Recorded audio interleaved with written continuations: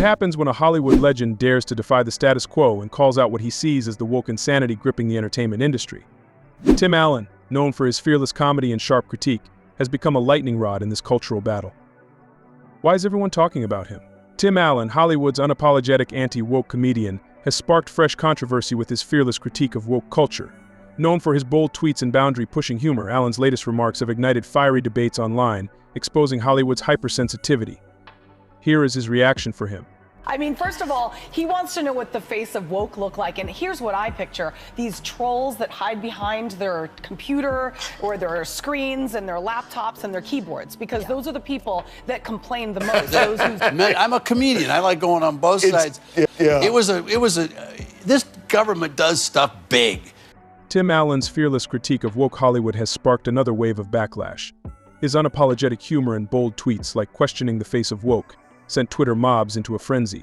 Despite cancel attempts, Allen refuses to back down, embodying resilience and challenging the industry's growing culture of hypersensitivity. Here is his reaction for every woke.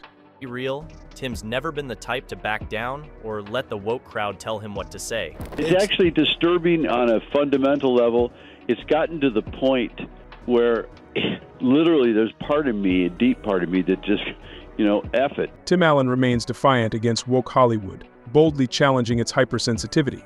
From facing backlash for his Santa Claus's Merry Christmas remark to likening Hollywood's groupthink to 1930s Germany, Allen's unapologetic stance highlights his commitment to free speech and comedy. Despite cancel culture attempts, he refuses to conform to Hollywood's ideological pressure. I was invited by, we did a VIP thing for the vets and went to the Veterans Ball, and so I went to go see the Democrats and Republicans. Yeah, I went to the inauguration. I'm not attacking you. You get in this town. I'm not kidding. Tim Allen continues to challenge woke Hollywood, sparking backlash with his bold humor and critiques.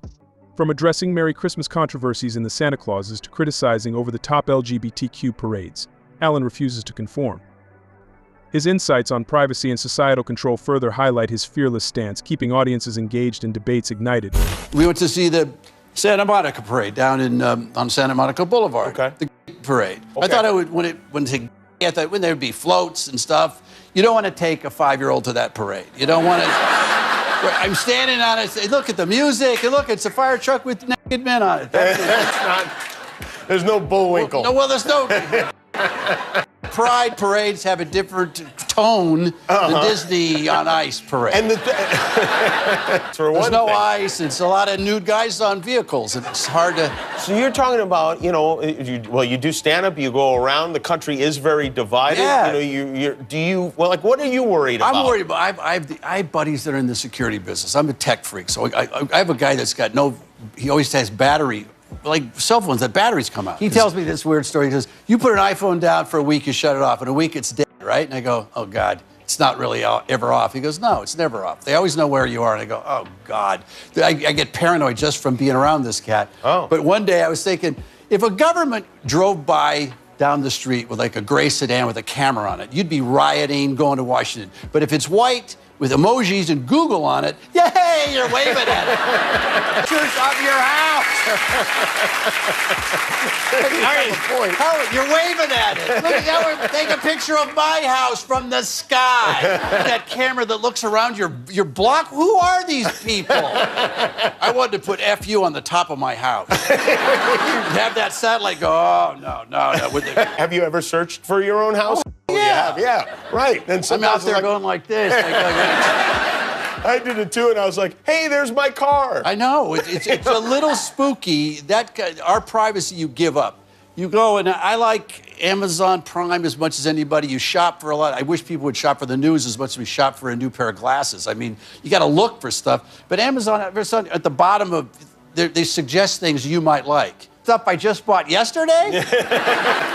Why do they know way too much about us? I feel sometimes they send things to my home that I never ordered. Just to see if you'd like it. And I always like it. It's a weird thing. It's like some automatic thing that's going on. This was a relational database, and I believe it was the University of Wisconsin about 19 years ago. They started this whole thing where they'd give you 10 of your favorite movies.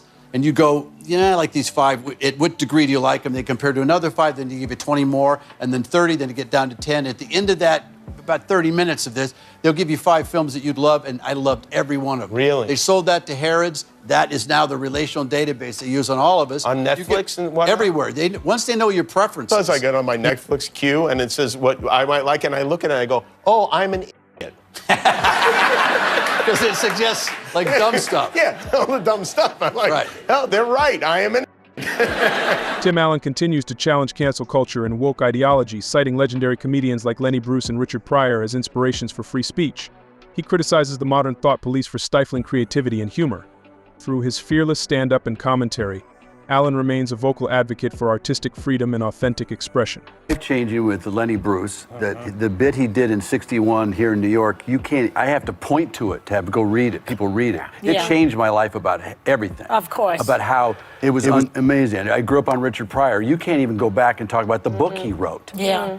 You know, and then what I got to do sometimes is explain, which I in big arenas, that this is a thought police thing, and I do not like it. But when I use these words, this is my intent behind those words. Yeah. Wow. So as long as you understand my intent, I still get people, well, just don't say it. Yeah, but they take it out of context and put it on Twitter or put it on Facebook. I'm surprised they haven't. I'm surprised they haven't, because I do use some provocative Yeah. words, but I tell them it's words I really got from my parents. Yeah. You know, they said this stuff, and we talked about it. I can't even say it here. I can't even point to it. Yeah. It is an alarming thing for comedians, but my act has really been about family and Right. kids and growing up anyway. I do some stuff. The women in my life were, whatever political party it was, always the government and who's going to pay for it. Yeah. They always argued about that over vodka and cigarettes. Tim Allen boldly takes on woke Hollywood, defending comedy's role in challenging norms. Known for his sharp wit, Allen refuses to conform, criticizing cancel culture and political correctness. With Last Man Standing and Stand Up, he champions humor's power to unite and provoke thought, proving free speech still has a place in entertainment.